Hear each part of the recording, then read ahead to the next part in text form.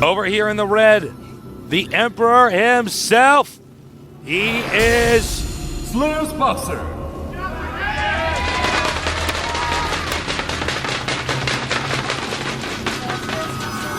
And now to our Zerg, old school StarCraft 1 player, now the coach of the team OGS. OGS TheWind.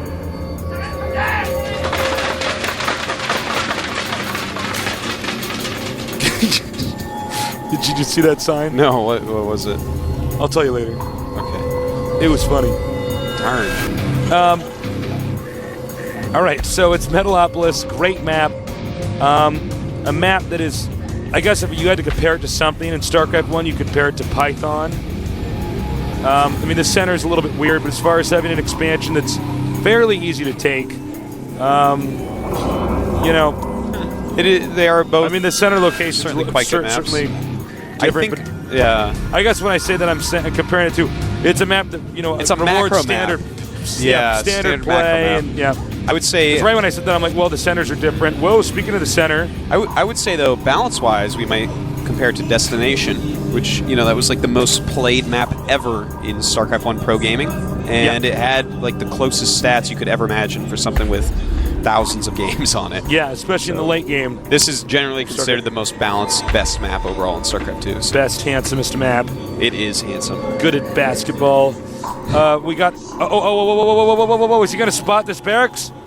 Yes, he does. Wow. He spots the proxy. And I love Slayer's Boxer, and he is known for stuff like this. That is obviously why TheWind scouted this so quickly. Because, well, in fact, TheWind probably had this happen to him on TV in StarCraft 1 to Boxer. Yeah, so I do find it interesting, though, that Slayer's Boxer wants to prove his TVZ quite badly. And then he's throwing up 2 proxy racks. He's like, check it out, guys. That's not really going to prove it, dude. Like, if he's that close spot and you get a free win, am I supposed to think that you're awesome, TVZ? I mean, I'm sure he is, but I'm just saying. Just saying. Yeah, I'm going to be interested to see if this works at all because he knows it's coming. Oh, an Overlord in the middle of the map looks like it's going to be taken out by a Marine. Overlord in the center of the map, and there it is. There it is. Now, if he loses this Overlord, he's going to be supply blocked. Yeah, he's not going to like that. I think he's already making another Overlord to replace it so that it's not going to be as big a problem. Already making a Spine Crawler as well. Do you think Slayer's Boxer is going to bring the SCVs? No, I don't think so. I think he's just going to do standard pressure and backup and play his standard game and show us that his TVZ is good. So, the Marines move out. Remember, it's not as bad as Zelnaga Caverns, but it is a map where there's a pretty wide area to defend. Yeah. And this Spine Crawler, he didn't want to do the Fruit Dealer mistake and have that in the one area that doesn't defend the ramp. Quite true indeed. Whoa. Bad moment to unburrow that. Only a handful of Marines there now. A couple more are coming up to join them.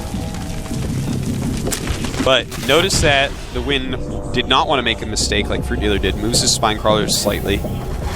Meantime, Boxer taking that expansion as you see. And very interestingly, throwing up 2 more barracks, but also throwing up 2 gas at the same time. So interesting. Well, I think he's actually just going to go for Marine Marauder and just get upgrades really quick. I think that's why he got the 2 gas. It's really slow to get a bunch of upgrades out. What do you think about the Baneling's Nest the Circus getting? I actually think that this is a really smart move. This shows that TheWind really understands this matchup. Right now, TheWind cannot know that Slayer's Boxer is expanding. Okay, he may be going 4x or something like that, and if he is, TheWind will die if he doesn't have that Baneling Nest. Now, TheWind just scouted and saw what was going on. So there's a possibility of cancel, but really no reason at this point. He's already spent the money. Go ahead, let it finish. You'll feel safer anyways. But as I was saying, if he goes 4 racks or something like that, brings his SCVs, and there aren't any Banelings, no number of Zerglings will stop that if Boxer hits the timing right. Like, literally no number will stop it if he hits the timing right. So TheWind truly showing understanding of that concept and throwing up that Baneling Nest. It's awesome to see, Tasteless. I'm sorry for answering that for like 5 minutes. No, you're fine. But you're fine. It makes me so happy to see people actually do things like that. Boxer with a nice Marine spread here. And this is going to be a cool game. Yeah, it looks This like is when it's you gonna really be get to very see how macro. good somebody's recovery is how do they react after their proxy racks failed. Yeah, It's time to plan B it. and it's going to be a macro plan B, which is quite cool to see. The one thing that's a little bit weird is that Roach Warren right there. Yeah. He looks like he wants to go Roach Baneling, which we do see from time to time. Nesty actually did that on Blistering Sands in his group. And Slayer's Box with a lot of Marines moving out. Now he wants to do that because he wants to make sure there's no banelings morphing outside of his base. Cleaning that up, applying some pressure too here. Yep. And in fact, the Wind probably should make a few Banelings at home.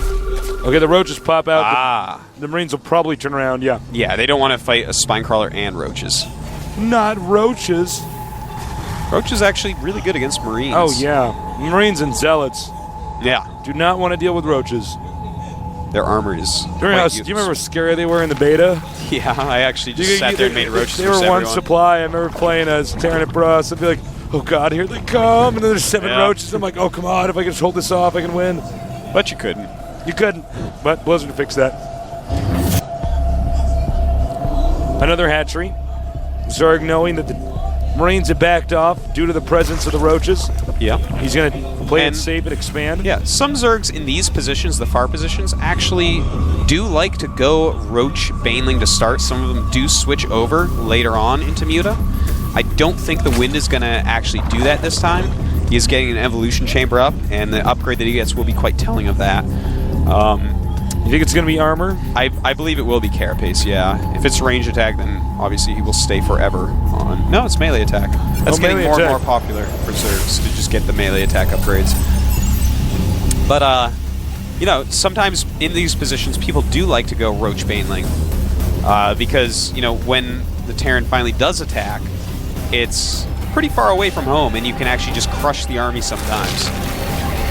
But of course, that's going to make it so that you don't have any really active harassment units like Mutalisks. And that can be quite annoying, to not be able to annoy your opponent. Yeah. Very true. So, the siege tanks are getting cranked out now. Looks like Roach Speed is on the way. And we're going to see the I drop like that trips, medevacs, excuse me. The contamination on the engineering bay right there. Yeah, Slowing that was down nice. That +1 upgrade. Really nice move. You know, something I was talking about a bit with TLO about Contaminate and Overseers. It feels like later in StarCraft 2's history, or rather, I guess, later in the future of StarCraft 2 is a better way to put that. Contaminate might become really good. You know, just get like 3 Overseers late game and lock down their upgrades and stuff like that. Well, it's already something you can do if some of these Protosses go for Robo, and they're trying to get Oh, yeah. Colossus, and you can just fly him in there. You know, even if you lose the Overseer, to delay a Colossus is just huge. Yeah, especially if they're hitting some sort of timing push. Now, Terran player is moving out, so here's Boxer. The Marine Marauder tank. It's going to have to be very careful against Banelings. Banelings do have the speed upgrade because the Wind is a coach, and he really does understand this game quite well. Getting that speed upgrade as quickly as possible, something that we see a lot of Zergs make a mistake on. This is going to be a very scary army to actually attack into with Roach Baneling. You want There's those a decent number of Marauders in there. Yeah, you want those Marauders to tank the Baneling damage. The siege tanks to blast away the rest of the Banelings. Everything else sort of falls in place. Now, sorry. Please go ahead. No, you. Oh my God! Oh, that thought. He's actually dropping Marauders on the Banelings. Very, very is smart so move. good. He got rid of a ton of Banelings there. Yeah, now's when you want to win siege. Normally, Terran most vulnerable when the tanks are unsieging. Yep. But he drops the Marauders. Marauders absorb all the Bane damage. And now he can get a little bit closer. Note the spreading of the siege tanks. And also note, there are Mutalisks on the way. They have just popped out, so he's going to be able to attack those back siege tanks, perhaps. Mutalisk's going to attack the tanks at the top. And they are driven away. Slowing down Boxer's attack, though, which is quite important so that the Wind has more time to make enough units to actually break out. Right now, the supply is almost dead even, 152 against 157. So there's Boxer in the lead. I don't think the Wind should be moving these Mutalisks out. Yeah, it looks like Slayer's Boxer is going to rally up, but also attacking into this base, just a The portion of siege his army. tanks are under attack at the north. Oh, beautiful move by the Wind, hitting the siege tanks while the Marines are out of position. At the same time, coming through the top of the map, or There's no top way. of the ramp. Slayer's Boxer is getting rolled. Yeah. See, beautiful moves But here come more Terran units over here. Oh, very good by Slayer's Boxer. Will he be able to take out this Roach He may army? have overstimmed there. The Roaches are doing a ton of damage, but you know what? The medevacs are doing a good job of healing. The siege tank in the back barely cleans that up. Wow. But right now, there's like 60 Zerglings being made, literally. Not figuratively. Yeah. No, he's going to have to regroup here. Baneling's on the way. He needs to get his army back together. Slayer's Boxer, note, does not have a third base. He is floating to the gold right now, though. He's taking the gold So base. Slayer's Boxer showing us he actually really does. He is good at this matchup now, so. He'll probably make that into a planetary fortress. Yeah, I would say so. Stop any harassment from it. But There we taking go. that third right now is going to be. Marauder man. drop, Marauder drop. Marauder drops on the Banelings again. He's just trying to force him to use up those Banelings. Just such a smart move when someone doesn't make enough Mutalisks. All right. He's going to probably stim and just try to go for it now. Here it comes. The Baneling's on the way, though. He needs to get rid of that hatchery. He needs to get rid of that hatchery. I don't believe he can hold this position for too much longer. Mutalisks trying to come in and clean up these, well, the Marines and everything else. Okay, he's going to go for the hatchery. Can he get the hatchery? Hatchery's hit points are at half health. And he does get cleaned up. The medevacs will be cleaned up as well. So finally, we have seen some stabilization from the Wind.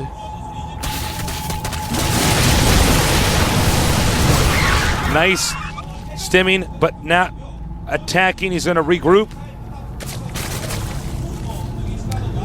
Now, note, the Wind has held on to that, but our Terran player, Slayer's Boxer, has the gold base. Yeah, the Wind needs to take another base yesterday, Tasteless. This is a very hard position for him to be in, and right now, harassing the gold base with his mutas.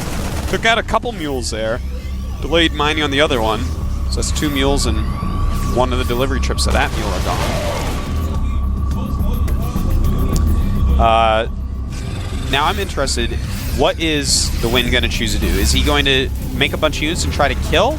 Or is he going to expand? Because right now, 3 base versus 3 base, we've seen Slayer's Boxer. He knows how to play the matchup now. He's microing well. He's using good unit compositions. He's attacking at the right times. He's not going to be able to beat him with the same number of bases. It's just not going to happen at this point. He's attacking the depots. Slayer's Boxer says, I don't care. You're going to have to pull those mutas back if you want to hold off this attack. This attack, Artosis, is looking pretty fearsome. Yeah, I don't know if the Wind's going to be able to hold this one off, but he is morphing a ton of Banelings right now. Thing is, these siege tanks are going to do intense damage to those Banelings as they try to roll up. He's going to bring the Roaches in the front to take the damage. No, I believe there's actually too much from Slayer's Boxer. Let's find out. It's all about what these Banelings can hit. It's all about that, and they're going on the siege tanks, unfortunately. Siege tanks killing so many Banelings, and the rest rolling into the Marines there. It looks like the mutas.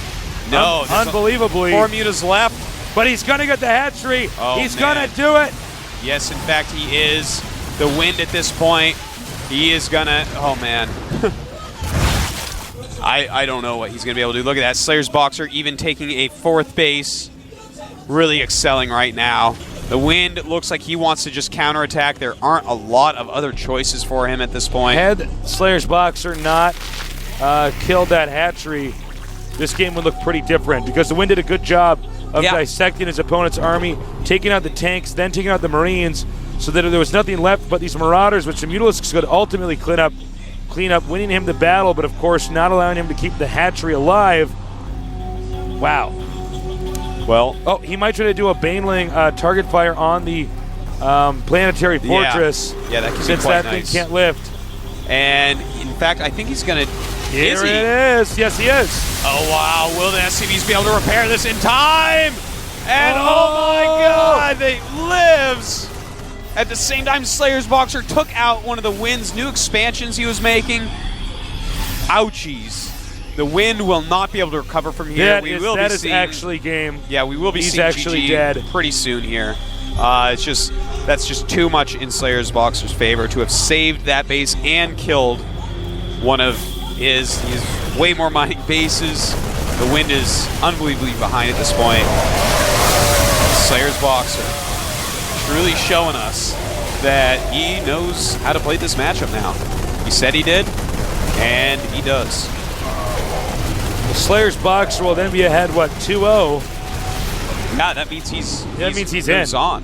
He moves on for sure. Then we're going to have an 0-2 and 2 1-2s. So that definitely has that? No? That should not have decided everything. I believe it's all point-based, not on who beat who, so. All right, we're dropping over here. And I don't give the Wind that much more time in this game. He's just It's becoming a very calm day, Tasteless. Well, it's time to pull your sails up.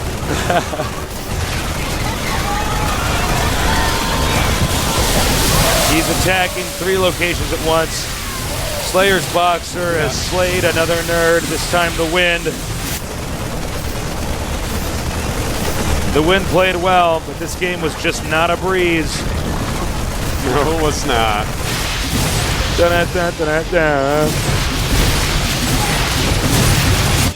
All right, Slayer's Boxer turned him into dust, Tasteless. Yes, he did. Dust on the wind. Dust in the wind.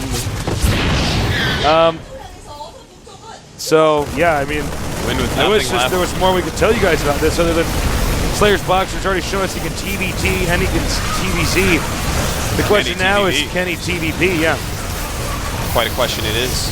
Indeed.